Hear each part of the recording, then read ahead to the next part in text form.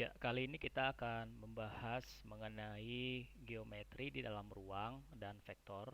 Untuk bagian pertama ini kita akan lihat koordinat kartesian dalam ruang tiga dimensi, kemudian pembahasan mengenai vektor, kemudian perkalian skalar dari vektor dan perkalian vektor dari antara dua vektor.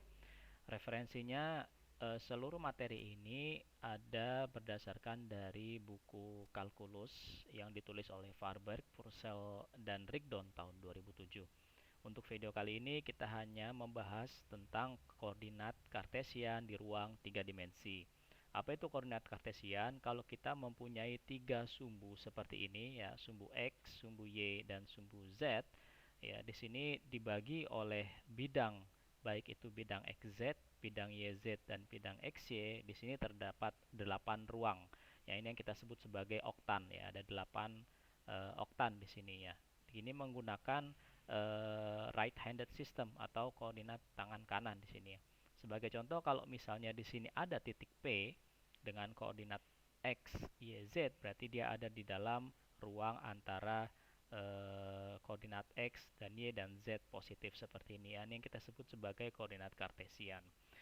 Kemudian di dalam koordinat kartesian ini ada yang kita sebut sebagai formula jarak atau distance formula. Sebagai contoh, di sini ada titik P1 dan P2, di mana titik P1 memiliki koordinat X1, Y1, Z1, P2 memiliki koordinat X2, Y2, dan Z2, di mana di sini membentuk suatu ruang rektangular, ya. Di sini kita menggunakan teorem Pythagorean atau Pythagoras, bahwa nilai atau jarak antara P1 P2 kuadrat itu sama dengan rumusnya adalah P1 Q kuadrat ditambah Q P2 kuadrat. Di sini kalau teman-teman lihat, untuk mencari jarak antara P1 ke P2, di sini terhubung yaitu titik Q dan titik R. Nah, di sini kita harus mencari dulu titik jarak P1Q dulu. Nah, P1Q ini hasil dari penjumlahan antara P1R kuadrat ditambah RQ kuadrat. Ini seperti rumus Pythagoras, ya. Ketika kita sudah mendapatkan P1Q, nah kita tinggal memasukkan rumus seperti ini. Ini yang kita sebut sebagai formula jarak atau distance formula dalam ruang tiga dimensi. Nah, di sini kesimpulannya adalah ketika P1 dan P2 mempunyai dua koordinat seperti ini, sehingga tinggal dibuat akar dari penjumlahan kuadrat selisih titik-titik koordinat tersebut, ya. Nah, sebagai contoh di sini ada titik P dengan koordinat 2, minus 3, dan 4, kemudian titik Q dengan koordinat minus 3, 2, minus 5. Cara mencari jaraknya adalah jarak antara P1 dan P2 adalah selisih dari Q dan P untuk masing-masing titik koordinat. Jadi minus 3 dikurang minus 2 dikuadratkan ditambah 2 dikurang minus 3 jadi plus, ya, dikuadratkan ditambah minus 5 dikurang 4 dikuadratkan. Kemudian diakar. Nah, ini yang distance atau jarak antara dua titik koordinat. Kemudian di dalam koordinat kartesian ada juga yang kita sebut sebagai sphere. Apa itu sphere? Sphere itu seperti berbentuk bola, ya, geometri berbentuk bola di dalam ruang tiga dimensi, di mana di sini ada titik tetap atau fixed point atau center. Di sini adalah titik HKL, di mana jarak antara titik HKL terhadap seluruh titik X, Y, Z, ya, di setiap arah tersebut memiliki jarak yang sama, ya. Ini yang kalau dalam bentuk ruang tiga dimensi membentuk sebagai ruang bola. Nah, persamaan standar untuk sphere atau geometri bola di dalam ruang tiga dimensi adalah seperti ini: X minus H kuadrat ditambah Y minus K kuadrat ditambah Z minus L kuadrat sama dengan R kuadrat, di mana H, K, L adalah titik fix tadi atau titik center atau titik pusat dari ruang sphere tersebut. Atau dituliskan rumusnya seperti ini, ya. Kemudian ketika ada contoh seperti ini, carilah titik pusat dan radius dari sphere dengan persamaan seperti ini: X kuadrat plus Y kuadrat plus Z kuadrat minus 10X minus 8Y minus 12Z ditambah 68 sama dengan 0. Di sini kita tinggal membreakdown ya persamaan ini menjadi komponen x-nya berapa, komponen y-nya dan komponen z-nya. Kalau teman-teman lihat di sini ada x kuadrat minus 10x, kemudian di sini ada pelengkapnya ya. Kalau untuk persamaan kuadrat berarti di sini ada 10, berarti di sini perkaliannya adalah hasilnya 25 dalam artian minus 5 dan minus 5 jadi minus 10 ya. Jadi 5 kali 5 25. Dan seterusnya di sini ada 8 ya. 8 itu berarti kan perkalian kuadrat dari penjumlahan ya, hasil penjumlahan dari 4 tambah 4 ya. Di sini 16 dan seterusnya. Nah, di sini kita mendapatkan nilai ya bahwa penambahan angka ini di sisi kiri sama dengan penambahan angka yang di sisi kanan yang sama.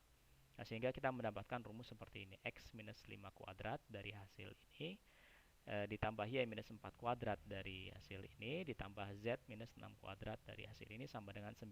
Nah, 9 ini adalah minus 68 ditambah jumlahan angka-angka yang tadi. Nah, ini ketika direpresentasikan persamaan ini yang kita dapat di dalam suatu bentuk geometri bola atau sphere di dalam ruang 3 dimensi adalah 546-nya adalah senternya atau titik tengahnya dari ruang sphere tersebut. Kemudian 9 ini adalah kuadrat radiusnya, berarti radiusnya adalah 3. Nah, kalau misalnya di sini dikatakan bahwa sama dengan di sini angkanya adalah 0, ya berarti titik sphere atau titik ruang bola ini berada pada koordinat 0, 0, 0 atau di titik tengah dari koordinat kartesian. Seperti ini. Ya, atau 0 di sini berarti radius ya, mohon maaf. Berarti radius. Berarti kalau misalnya sama dengan 0 berarti radiusnya adalah 0. Sehingga di sini bukan dalam bentuk sphere tapi dalam bentuk titik. Kemudian yang lainnya adalah tentang formula titik tengah. Ketika kita mempunyai titik P1 dan P2 dalam koordinat kartesian seperti ini, bagaimana kita mencari titik tengahnya adalah kita harus mencari jaraknya dulu antara X1 dan X2 seperti apa, kemudian dibagi dengan 2. Ya, untuk komponen X maupun komponen Y maupun komponen Z. Ya, di sini sebagai contoh untuk contoh yang ketiga, cari persamaan dari sphere ketika kita mempunyai segmen garis yang menghubungkan titik koordinat ini minus 1, 2, dan 3 dan 5, minus 2, 7 nah, sebagai garis ini adalah sebagai diameter. Jadi garis yang menghubungkan antara titik 1 dan titik satunya adalah ini diameternya. Yang ditanya adalah persamaan sfernya. Berarti kita harus mencari titik tengahnya dulu nih. Nah, titik tengahnya dicari dengan selisih ya. Selisih dari minus 1, 2, 3 dan 5 minus 2, 7. Dia titik tengahnya ada di mana? Hasilnya adalah 2, 0, 5. 2 ini adalah titik tengah antara minus 1 dan 5. Nah, 0 adalah titik tengah antara 2 dan minus 2 dan 5 adalah titik tengah antara 3 dan 7. Nah, di sini kita sudah mendapatkan titik tengahnya yaitu 2, 0, dan 5 sehingga kita mencari radiusnya. Radiusnya adalah selisih dari salah satu titik yang 2 ini ya. Contoh ada salah satu titik ini misalnya 5, minus 2, dan 7 dan 205 titik tengahnya. Kemudian dikuadratkan kita mendapatkan hasil yaitu berupa radius kuadrat ya, sama dengan 17. Sehingga persamaan untuk kasus ini berarti x minus 2 ditambah y kuadrat karena y-nya ini 0 ya, ditambah z minus 5 kuadrat sama dengan r kuadrat yaitu 17. Contoh yang lain adalah ketika diminta menggambar suatu grafik di mana persamaannya adalah 3x plus 4y plus 2z sama dengan 12. Berarti di sini ada komponen x, y, z di 3 dimensi. Cara mencarinya adalah mencari intercept. Ya, intercept itu berarti kalau misalnya intercept itu ada di sumbu x, berarti kita menganggap mengkondisikan y dan z sama dengan 0. Berarti kalau y dan z sama dengan 0, berarti x-nya adalah 12 dibagi 3 jadi 4. Ya, di sini 4. Nah, begitu sebaliknya ketika dia grafik itu intercept di y dan z masing-masing ya, kita kondisikan ketika di y berarti kita menganggap x dan z-nya 0 sehingga y-nya menjadi 3, 12 dibagi 4. Ya, ditambah kemudian ya ketika z-nya seperti apa interceptnya berarti y dan x dikondisikan menjadi 0 sehingga z-nya adalah 6. Nah, sehingga titik intercept ini dihubungkan ya seperti ini sehingga persamaan ini digambarkan dalam ruang 3 dimensi bentuknya seperti ini. Contoh yang lainnya adalah ketika kita diminta untuk menggambarkan suatu grafik di mana persamaannya adalah 2x plus 3y sama dengan 6. Ya, di sini tidak ada z di sini. Tapi karena ini dalam ruang 3 space ya, spasi ruang 3 dimensi, berarti kita mengintersect masing-masing baik x maupun y. Ya, sebagai contoh kalau misalnya x-nya 0 berarti y-nya 2 karena 6 dibagi 3. Sama halnya juga ketika y sama dengan 0, x-nya berarti 3. Nah, di sini ketika kita hubungkan titik 3 ini untuk x sama dengan 3, y sama dengan 0 ya. Kemudian untuk y sama dengan 2, x-nya 0, tapi sumbu x-nya tidak ada karena di sini komponen z-nya tidak ada, sumbu z-nya. Jadi sehingga kita membentuk suatu grafik seperti ini. Ya. Kemudian kurva dalam ruang 3 dimensi atau seperti apa ketika kita mempunyai persamaan parametrik di mana x sama dengan adalah fungsi dari t dan y sama dengan fungsi dari g terhadap t dan z adalah fungsi h t, di mana t adalah range antara a dan b. Nah, di sini konsep untuk panjang kurva lengkung atau kurvanya adalah digeneralisir seperti ini.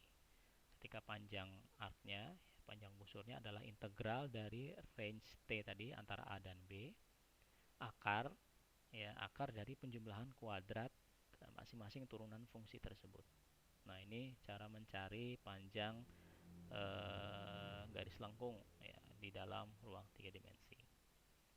Nah, sebagai contoh di sini kita mempunyai persamaan parametrik x yaitu sama dengan cosinus t, kemudian y sama dengan sinus t, kemudian z sama dengan t per pi. Di mana t di sini range-nya antara 0 sampai 2pi. Ya, di sini diminta menggambarkan kurva yang berbentuk helix dan mencari panjang kurva tersebut. Ya, panjang kurva tersebut. Nah, maka di sini kita mempunyai yang pertama, kita mempunyai range t. Ya, t antara 0 sampai 2pi. Kita buat kolom saja lebih mudah. Dan kemudian ada komponen x, ada komponen y, dan komponen z. Ya. Kita buat satu-satu nih. Untuk t sama dengan 0, ya, berarti x-nya sama dengan 1, karena kosinus 0 adalah 1. Kemudian ketika t sama dengan 0, y-nya berapa? 0. Karena sinus 0 adalah 0. Kemudian untuk nilai z, ketika t sama dengan 0, ya berarti z-nya juga sama dengan 0. 0 dibagi pi adalah 0. Dan begitu juga seterusnya ketika kita ingin mencari nilai x, y, z pada nilai t sama dengan pi per 4, pi per 2, 3 pi per 4, pi, dan seterusnya hingga 2pi. Ya, ketika sudah mempunyai nilai seperti ini, yang kita lakukan adalah menghitung panjang garis ya, garis kurvanya. Di kurva helix ini panjang garisnya berapa? Nah, panjang garisnya dengan menggunakan rumus tadi, integral dari range tadi, rentang antara 0 dan 2pi, akar ya, akar dari kuadrat masing-masing turunan dari fungsi tersebut. Nah, sebagai contoh di sini x di sini fungsinya adalah cosinus t, turunannya adalah minus sin t. Ya, sin t untuk y ya, turunannya adalah cosinus t. Nah, sedangkan t per pi untuk z, turunannya terhadap t adalah seper pi. Masing-masing turunan tersebut dikuadratkan, ya, kemudian ditambah. Ya, di sini kita lihat bahwa ada hubungan sin kuadrat t plus cos kuadrat t itu sama dengan 1 ditambah 1 per pi kuadrat dt. Nah, kemudian diintegralkan, kemudian didapatkan panjang kurvanya adalah 2pi akar 1 ditambah seper pi kuadrat. Kemudian dari situ kita bisa menggambarkan dalam ruang 3 dimensi di mana titik x dan y dan z sudah diketahui dari masing-masing besar t seperti ini. Ya, sehingga kalau kita lihat garis kurva helix ini ya, itu adalah bagian dari ketika dibuat plane ya, sepertinya adalah plane silinder seperti ini, di mana panjang garisnya adalah yang tadi akar 4 plus pi 4 pi per 2 atau 2 pi akar 1 ditambah seper pi kuadrat. Ya, sekian untuk video yang pertama. Kita lanjut nanti di video selanjutnya yaitu tentang vektor.